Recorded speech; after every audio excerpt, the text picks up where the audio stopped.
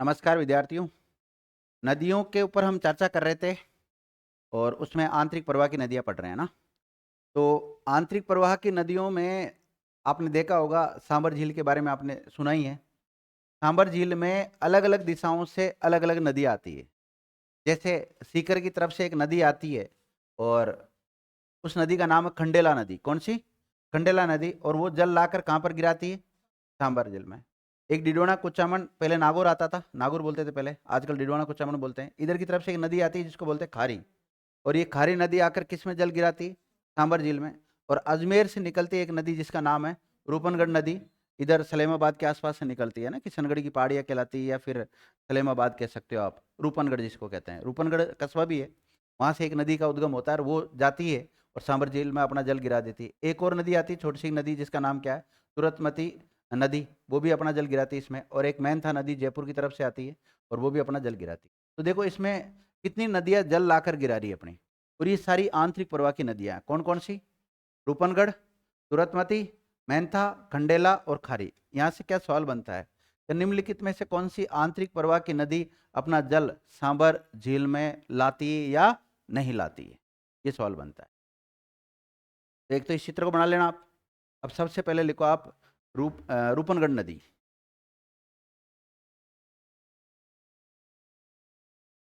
सारी नदी अलग पढ़ेंगे तो मैंने वैसे चित्र दिखाया आपको, इस चित्र को बना लेना आप।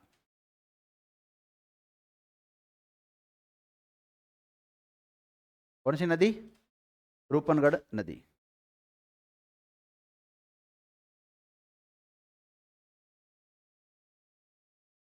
रूपनगढ़ नदी लिख लिया? छोटी नदियां हैं। अभी तो आपको पता है, बड़ी बड़ी नदियों का नाम आपने सुन रखा है, माही नदी है, बनास है, चंबल है, ठीक है। लेकिन अब जब हम आंतरिक प्रवाह की पढ़ रहे हैं तो उन नदियों का नाम तो हमने लिख ही लिया था, उनको विभाजन तो कर ही लिया, लेकिन फिर भी छोटी मोटी जो नदियां उनके बारे में भी कई बार फैक्ट बन ही जाते हैं। तो बताओ, इसका उद्गम कहाँ से होता है? तो इसका उद्गम आप ऐसे लिख सकते हैं कि कुचिल से होता है। इसका उद्गम कहाँ से होता है? कुचिल। उद्गम लिखो,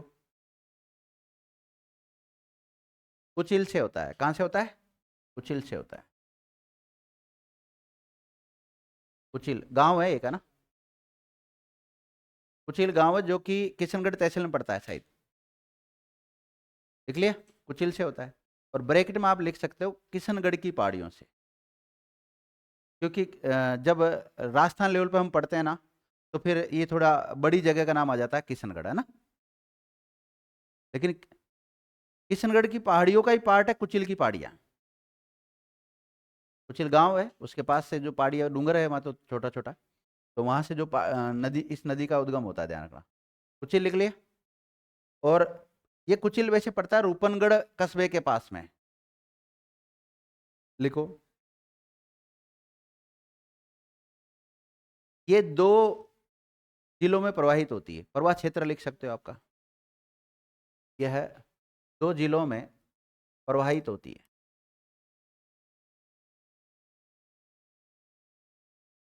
ये दो जिलों में प्रवाहित होती है। और दो जिले कौन से? एक तो अजमेर हो जाएगा, और सांबर झील पड़ती है जयपुर में। जयपुर में।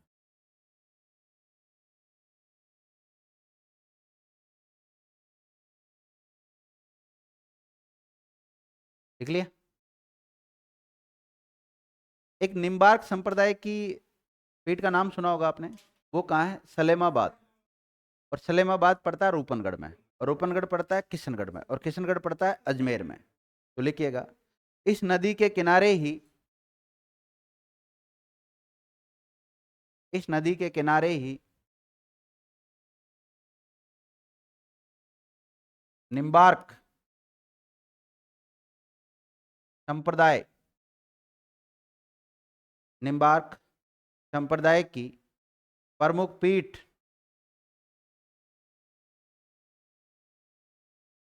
स्थित है।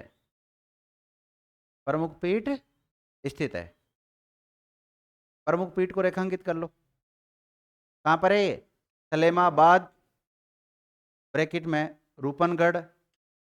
रूपनगढ़ कहाँ पड़ता है? किशनगढ़ में। किशनगढ़ पड़ता है अजमेर में।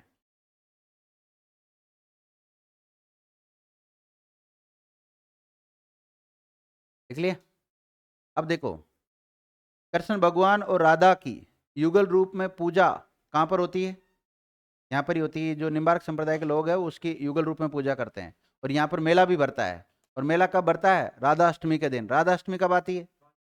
भाद्रपद शुक्ल। लिख लो सारे फैक्ट। नहीं लिखोगे? कल्चर में लिख लिए यूं। चलो कोई बात नहीं, लिखो तो लिखो, नहीं तुम्हारी मर्जी, मत लिखो। ऐसे लिख लो।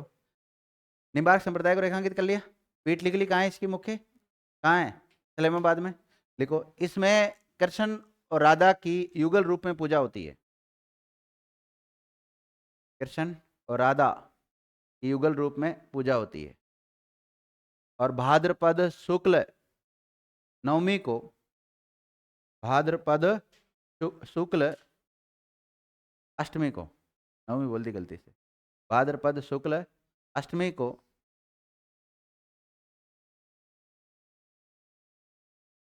राधाष्टमी के दिन यहाँ पर मेला भी भरता है।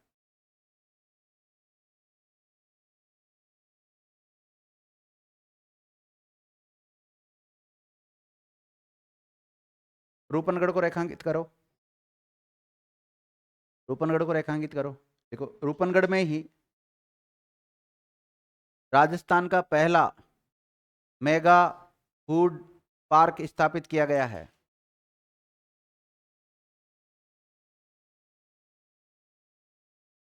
मेगा फूड पार्क स्थापित किया गया है। देखो, यह नदी अपना जल, अगला फैक्ट लिखो, यह नदी अपना जल सांबर झील में गिराती है। कहां पर गिराती है? सांबर झील में। कहाँ गिराती है विद्यार्थियों? सांबर झील में।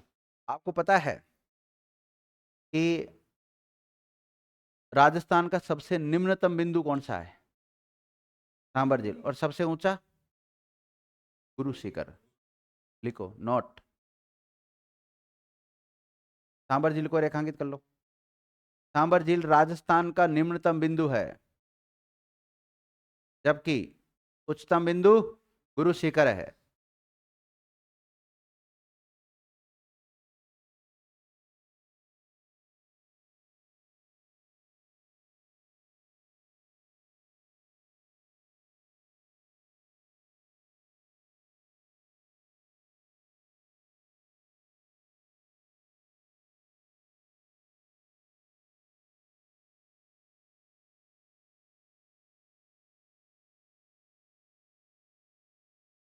लिख लिया? लिखो अगली नदी का नाम मैनथा नदी। कौन सी नदी? मैनथा। मैनथा नदी। लिख लिया मैनथा नदी? लिखो अन्य नाम लिखो।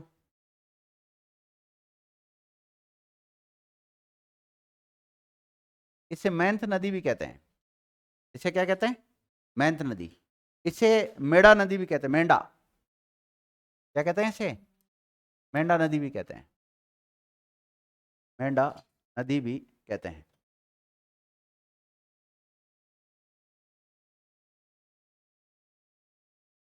आपसे पूछा जाए मैंथा नदी का उद्गम कहां से होता है?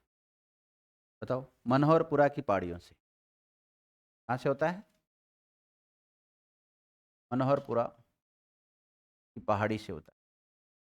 और मनोहरपुरा की पहाड़ी कहां पड़ती है? जयपुर में। मनोहरपुरा की पहाड़ी से होता है।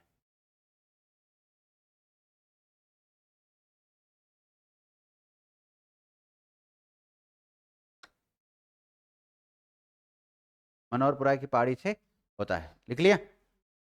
लिखिएगा। विलुप्त लिख लो। विलुप्त कहाँ होती है? विलुप्त सांबर झील में जाके विलुप्त हो जाती।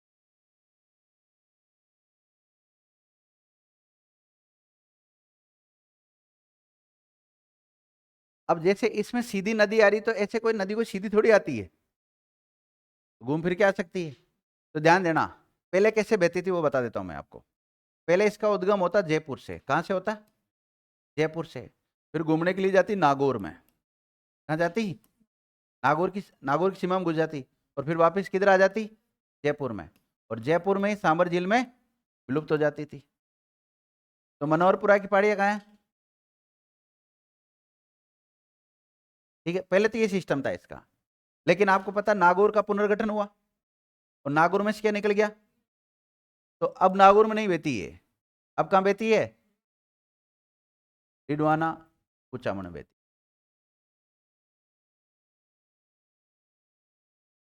यूं थोड़ी बनाती है वो, थोड़ा सा मतलब इधर से आती है यूं जाती है और वापस यूं चल जाती है। अरे वो सीकर तो आगे है, तुम सोच रहे हो बीच में सीकर कैसे फंस गया, नहीं वो तो आगे है, मैप में देखोगे तो। ठीक है ना, तो अभी वर्तमान में कहाँ कहाँ बहती है, जयपुर, डिडवाना कुचामन और जयपुर। मतलब 2 जिले मान लो आप, ऐसे मानो तो, और वैसे मानो तो पहले मतलब एक बार डिडवाना कुचामन की तरफ चल जाती है, वापस जयपुर में आ जाती है, जयपुर से निकलती है, डिडवाना कुचामन में जाती है और वापस जयपुर की सीमा में आ जाती है। लिखिएगा, परवा क्षेत्र लिखो, परवा क्षेत्र।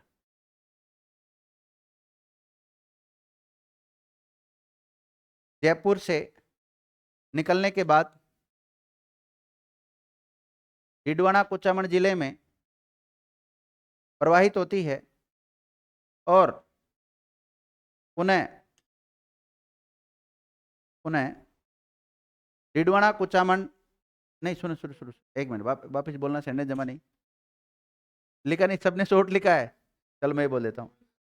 जयपुर से उद्गम होता है, उसके बाद में डिडवाना कुचामन में बहती है और पुनः जयपुर जिले में प्रवेश करके सांबर झील में विलुप्त हो जाती है, सांबर झील में विलुप्त हो जाती है।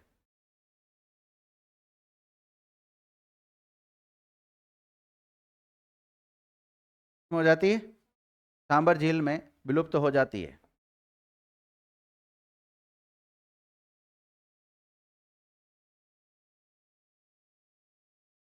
लिख लिया, लिखिएगा, इस नदी के किनारे ही लूणवा जैन तीर्थ स्थित है। कौन सा? लूणवा जैन तीर्थ स्थित है। कौन सा? लूणवा जैन तीर्थ स्थित है। ध्यान देना, पहले आपसे पूछा जाए कि ये लूणवा जैन तीर्थ स्थल कहां पड़ता है, तो नागौर में। कहां पर है? नागौर में। लेकिन वर्तमान में कहां है? डिडवाना कुचामन बताना है आपको, डिडवाना कुचामन। और आपसे पूछा जाए कौन सी नदी के किनारे हैं, तो मैनथा नदी के किनारे बताना आपको। कौन सी नदी किनारे? मैनथा नदी किनारे है, ध्यान रखना। इसे जैन धर्म का पुष्कर भी कहा जाता है। जैन धर्म के लोग क्या मानते हैं, इसको पुष्कर के समान पवित्र मानते हैं। देखो, इसे जैन धर्म का पुष्कर भी कहा जाता है, जैन धर्म का पुष्कर भी कहा जाता है लूणवा जैन तीर्थ को।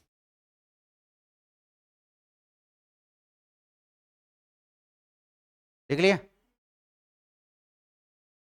देखो, ये सारी आंतरिक प्रवाह की नदियां हैं और इनमें सबसे ज्यादा जो सांबर झील में लवणता वाला जल लेकर आती है, वो कौन सा नदी लेकर आती है? ये मैनथा नदी लेकर आती है। तो इस मैनथा नदी के जल में लवणता की मात्रा अधिक होती है। तो लिखिएगा, इस मैनथा नदी झील में ही सर्वाधिक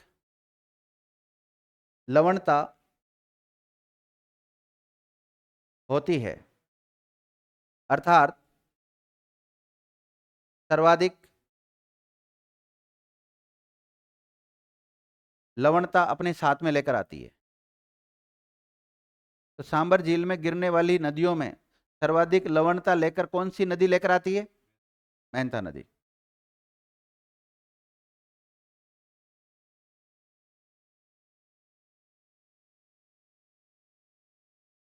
देखो, उस जगह का नाम बताओ जिसमें आंतरिक प्रवाह की सर्वाधिक नदी आकर मिलती है। सांबर नोट, सांबर झील में, सांबर झील में आंतरिक प्रवाह की सर्वाधिक नदी आकर गिरती है।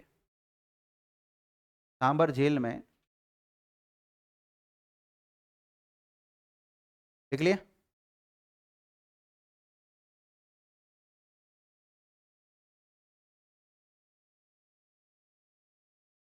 अतः आंतरिक प्रवाह का सर्वश्रेष्ठ उदाहरण सांबर झील है। क्या है? सांबर झील है। सांबर झील है।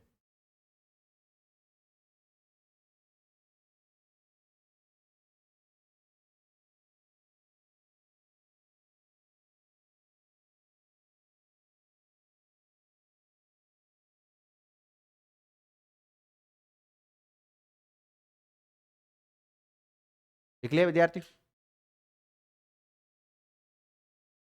इस चित्र को बना लो, अभी बना लो हाथों हाथ। देखो ये मेनता कौन सी दिशा से आती है? उत्तर दिशा से आती है। उत्तर दिशा से प्रवेश करती है, ध्यान रखना। कौन सी दिशा से? उत्तर दिशा से। और रूपनगढ़ दक्षिण दिशा से।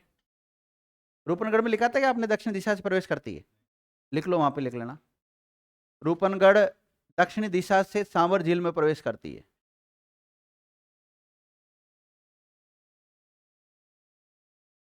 और खारी, खारी कहां से आती है? डिडवाना कुचामन की तरफ से आती है। और खंडेला किधर से आती है? सीकर की तरफ से आती है। और तुरतवती नदी किधर से आती है बताओ? पूर्व दिशा से आती है। इसकी दिशा फिक्स है, दक्षिण। ये पूर्व दिशा से आती है। और बाकी जो भी दिशा है बची वो देख लो आपके हिसाब से। दिशा जरूर लिख लेना, पूछा गया कई बार ये सवाल। बना लो अभी।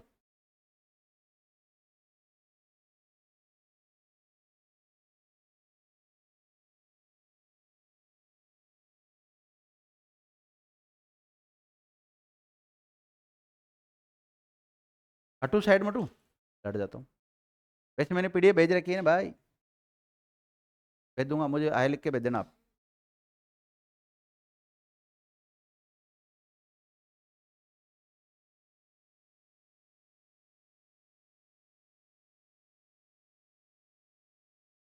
लिख लिया?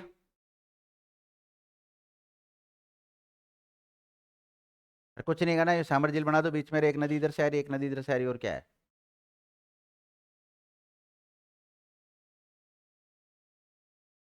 बढ़िया बनाना, तो अगली बार से आप लोगों के द्वारा जो चित्र बनाए जाएंगे उन्हीं का ऐसा चित्र, ताकि मैं मेरी पीपीटी में आप वाला चित्र लेके आऊं अगली बार।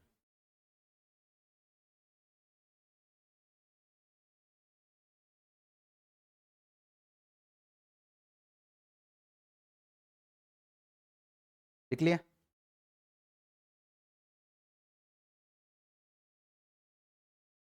कौन सी नदी? बैराट की पहाड़ी, कोटपुतली रोड। हाँ, नहीं वो केवल नाम नाम याद रख लें आप, केवल केवल इतना याद रखना होता है कि सांबर झील में कौन कौन सी नदी आकर गिरती है, इसलिए तो चित्र बनवा रहा हूँ मैं आप लोगों को।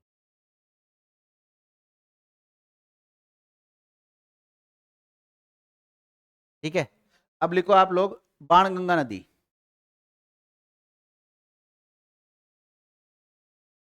बात है नहीं? बाणगंगा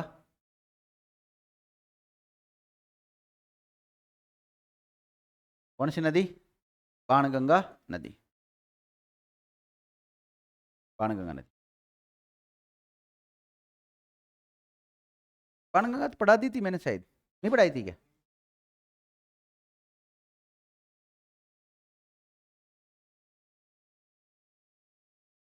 हाँ अच्छा, वहाँ लिखाई थी कुछ न कुछ, हाँ। तभी मुझे याद है थोड़ा बहुत। लिख लिया बाणगंगा नदी? सबसे पहले तो इसके अन्य नाम लिखो। अब चलो, मैंने वहाँ पे आपको लिखा ही, जब भौतिक विभाजन में लिखा रहा था उस समय, बैराट की पहाड़ियाँ वगैरह लिखा रहा था, तो उस समय लिखा ही होगी आपको कुछ न कुछ के बारे में। तो अन्य नाम बताओ बाणगंगा नदी के। लिखो। ताला नदी। कौन सी नदी? ताला नदी। अर्जुन की गंगा। खंडित नदी। खंडित नदी या रुंडित नदी। या रुंठित नदी। उद्गम लिखो, उद्गम। बेराट की पहाड़ियां या बेराट की पहाड़ियां कहां से होता है? बेराट की पहाड़ी, यहां से इसका उद्गम होता है। और बेराट की पहाड़ी पहले तो कहां पे पड़ती थी? जयपुर। और वर्तमान में कोटपुतली बहरोड। कोटपुतली बहरोड। मुझे तो ऐसा लगता है ये जो जिले बनाए हैं ना, सही तरीके से नहीं बनाए गए। मतलब इसमें स्टूडेंटों का हित कहीं पर भी नहीं देखा गया है। केवल इनका जो खुद का राजनीतिक स्वार्थ था, उसके खातिर इन्होंने तो प्लॉट काट दिए। आप ने क्या, आप पहली बार पढ़ रहे हैं इन चीज़ों को, चक्कर पड़ रहा है आपके लिए, तो सारी चीज़ नहीं है। लेकिन जिन्होंने पुरानी चीज़ें पढ़ रखी है उनको भूलना कितना कठिन होता है। हाँ, अभी 50 बीच में 50 पढ़ाए थे और बाद में फिर चेंज हो गए थे, फिर उनको भूलने में कितनी दिक्कत आ रही है। तो हमने तो कितने वर्षों तक पढ़ा है इसको, ये भी तो देखो आप। एक बार तो निकल ही जाता जयपुर। बेराटी पहाड़ी कहाँ है? जयपुर। हालांकि लिखा रहे हैं कई बार भाई कोटपुतली बहरोड, कोटपुतली बहरोड, लेकिन एक तो जिसको हमने 100 बार सुना और पढ़ा है, और एक बार अगर 10 बार आप कोई चीज को पढ़ रहे हो, सुन रहे हो, तो 100 बार की चीज ज्यादा याद रहने वाली है ना भाई। और उसको समय भी हो गया। लिखो,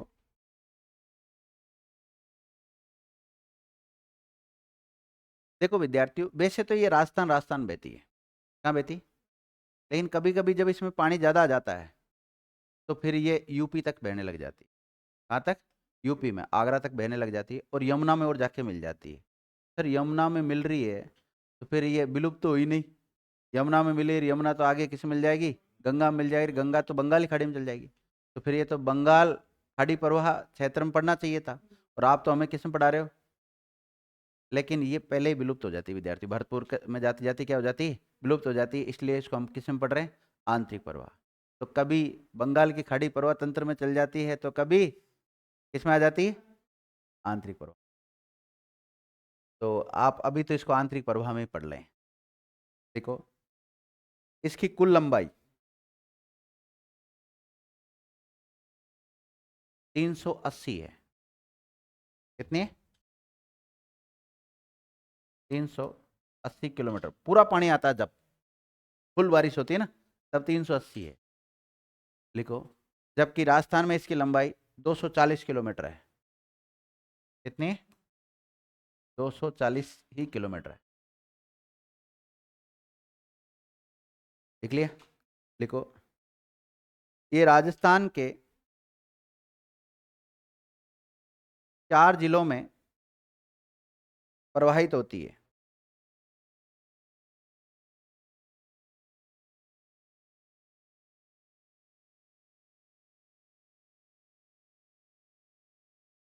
कितने जिलों में?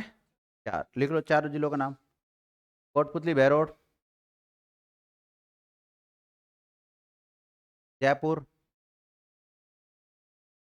दौसा और भरतपुर।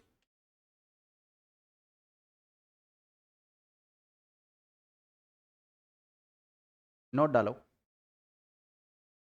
ये नदी पहले, जब बहुत ज्यादा बारिश आती थी ना, यह नदी पहले, ये देखो इधर से यमुना नदी आ रही, और ये जगह का नाम है फतेहाबाद, आगरा यूपी में जाके मिल जाती है, ध्यान रखना। लिखिएगा, यह नदी पहले, कैसे लिख सकते हो? इस नदी का समापन पहले फतेहाबाद आगरा यूपी था। क्या था पहले इसका समापन स्थल? फतेहाबाद आगरा यूपी। लिख लिया? तथा यमुना में मिलती थी। किसमें मिलती थी? यमुना में मिलती थी।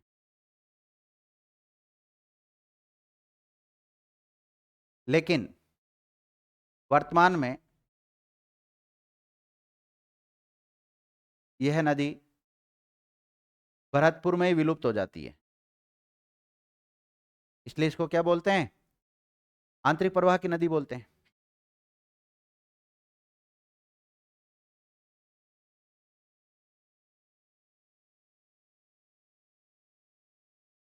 अब देखो, अब जब उस समय ये यमुना में अपना जल ले जाकर गिराती थी, तो उसके बाद में, चंबल के बाद में राजस्थान की दूसरी सबसे लंबी नदी कौन सी हुआ करती थी?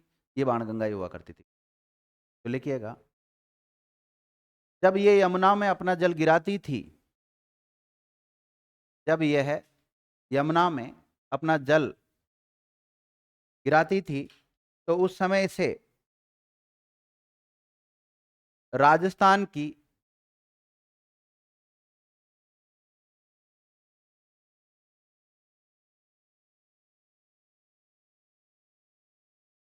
राजस्थान की दूसरी ऐसी नदी माना जाता था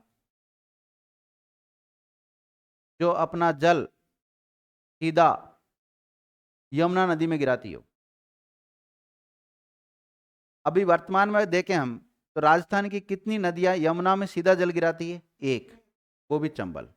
लिखो, जबकि वर्तमान में एक ही गिराती है, और उसका नाम कौन सा है? चंबल। पहले दो थी।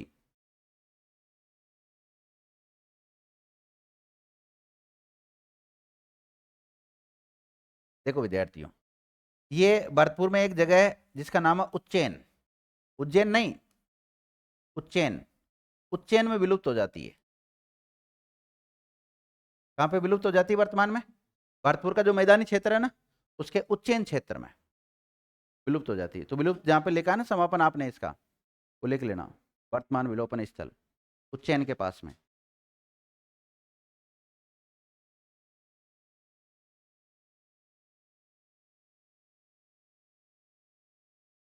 लिख लिया? लिखिएगा, सहायक नदियां लिखो इस नदी की।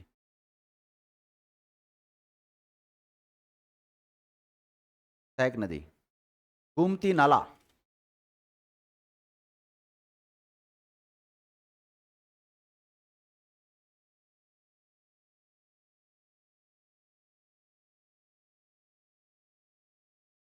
गोमती नाला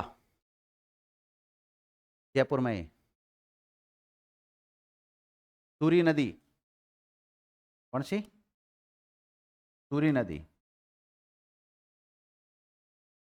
सावन नदी, ये सब इसकी सहायक नदी है। सूरी, सावन, सावा।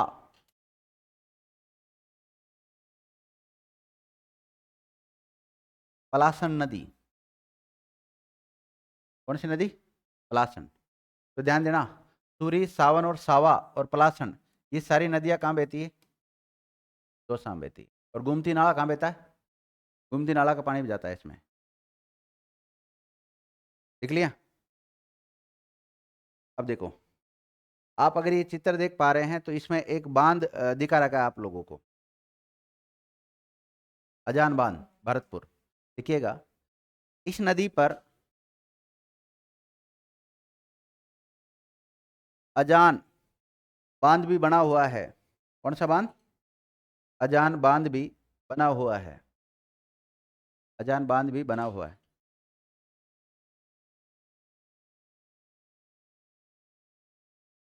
देख लिया? देखो, इस बांध से ही केवलादेव राष्ट्रीय उद्यान को, इसको केवलादेव राष्ट्रीय उद्यान को जलापूर्ति होती है, या जल उपलब्ध करवाया जाता है। देखो, नोट, केवलादेव राष्ट्रीय उद्यान से दो नदियां प्रवाहित होती है, एक तो बाणगंगा और एक गंभीर। कौन सी? एक तो बाणगंगा और एक गंभीर नदी। गंभीरी अलग है, गंभीर अलग है। गंभीर भरतपुर में बहती है, और गंभीरी चित्तौड़ में बहती है।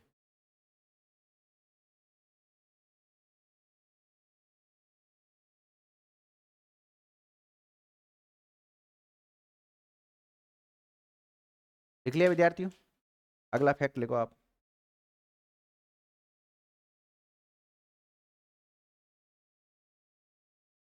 लिखो, इस नदी के किनारे ही, इस नदी के किनारे ही विराट सभ्यता विकसित हुई। विराट सभ्यता विकसित हुई। लिख लिया? विराट सभ्यता को रेखांकित करो। विराट सभ्यता। आपसे पूछा जाए विराट सभ्यता कहाँ है? हम्म? विराट सभ्यता पहले तो थी जयपुर में, वर्तमान में कहाँ है? कोटपुतली बहरोड में।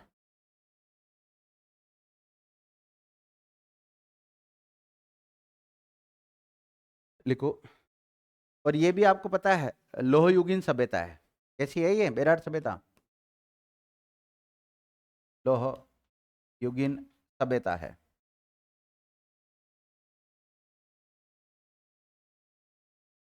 देखो, यहां से मौर्य वंश की जानकारी मिलती है। ठीक, मौर्य वंश की, महाभारत काल के बारे में भी जानकारी मिलती है ना, महाभारत काल के बारे में भी जानकारी मिलती है।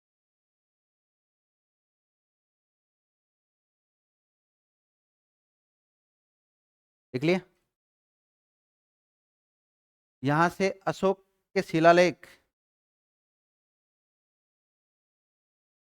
के साक्ष्य भी मिले। अशोक का शिलालेख भी मिला। क्या मिला है? अशोक का शिलालेख भी मिला है। देख लिया?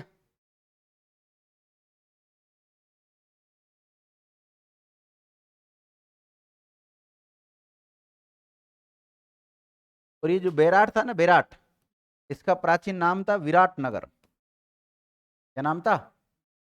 विराट नगर। और आपको पता है ये विराट नगर ही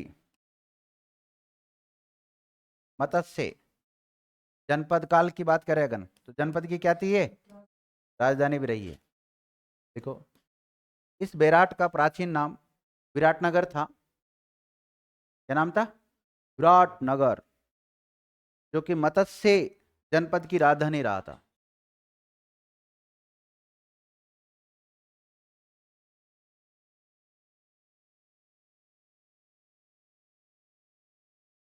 देख लिया?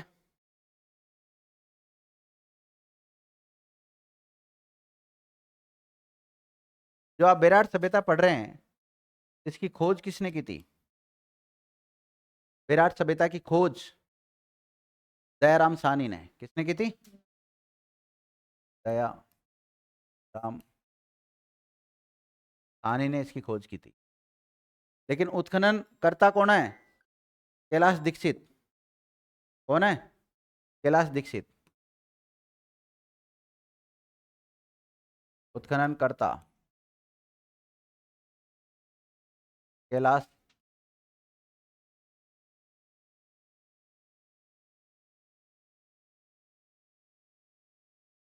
कैलाश दीक्षित कौन है? कैलाश दीक्षित। फोन काटने के बाद भी लोग बार बार फोन करते हैं। तो ऐसे लोगों को क्या इलाज है बताओ? या तो उसको ब्लॉक कर दो, या अपना मोबाइल फ्लाइट मोड पर डाल दो। दो इलाज है। कुछ नंबर ऐसे होते हैं कि उनको ब्लॉक भी नहीं कर सकते, फिर आगे रहा। चलो, लिख लिया आपने?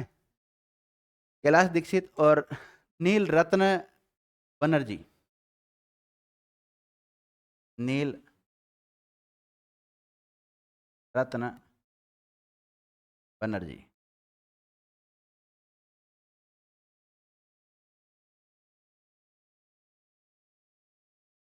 लिखो, यहां से यूनानी शासक मिनेंडर,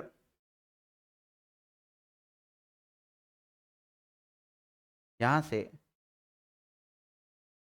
यूनानी शासक मिनेंडर की 16 इंडो ग्रीक मुद्राएं मिली है।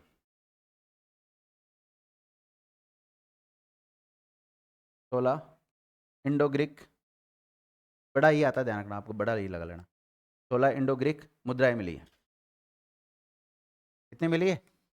अब थोड़ा सा की गलती हो जाती तो बताना पड़ता विद्यार्थियों। ग्रीक में कैसी आती? बड़ा ही की मात्रा आती है, ध्यान रखना। ठीक ही देता हूँ, मेरे से रहा नहीं जाएगा। 16 इंडो ग्रीक मुद्राएं भी मिली है। और किसके समय की है? मिनेंडर की। और मिनेंडर यूनानी शासक है।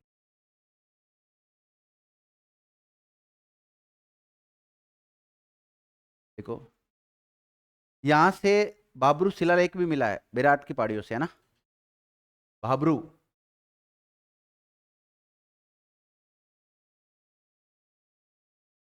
बाबरू शिलालेख,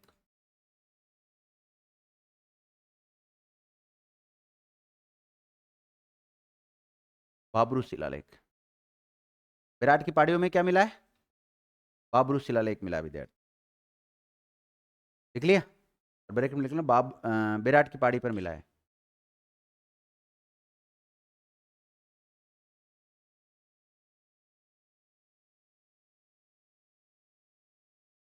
जो कि ब्राह्मी लिपि में लिखा गया है। ये शिलालेख कौन सी लिपि में लिखा गया है? ब्राह्मी लिपि में लिखा गया है। और इसकी खोज की थी कैप्टन बर्ट ने 1837 में। इसकी 1837 में। और इस बाबरू शिलालेख से हमें मौर्य वंश का जो अशोक सम्राट है उसके बारे में जानकारी मिलती है। देखिएगा, इस शिलालेख से, इस शिलालेख से मौर्य वंश के, इस शिलालेख से मौर्य वंश के अशोक सम्राट की बौद्ध धर्म की जानकारी मिलती है। कौन से धर्म की? बौद्ध धर्म की जानकारी मिलती है। आपसे पूछा जाए बाबरू शिलालेख कहाँ मिला? विराट की पहाड़ियों में। कहाँ पे मिला? विराट में मिला या विराट नगर में मिला। और वर्तमान में बाबरू शिलालेख कहाँ हैं? जरूर थोड़ी शिलालेख सारे जहाँ मिले वहीं हो, कहीं ना कहीं संग्रहालयों में भी तो रखते हैं इनको। बताओ कहाँ मिला? कोटपुतली भैरव में संग्रहालय बना रखा है। देखो, ये जो बाबरू शिलालेख है ये वर्तमान में कोलकाता संग्रहालय में संग्रहित है, वहां पे रख रखा है इसको। देख लो, इस बाबरू शिलालेख को वर्तमान में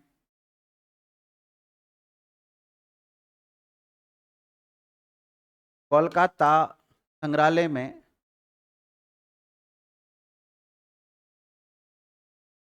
संरक्षित कर रखा है ना, मतलब रखा हुआ है।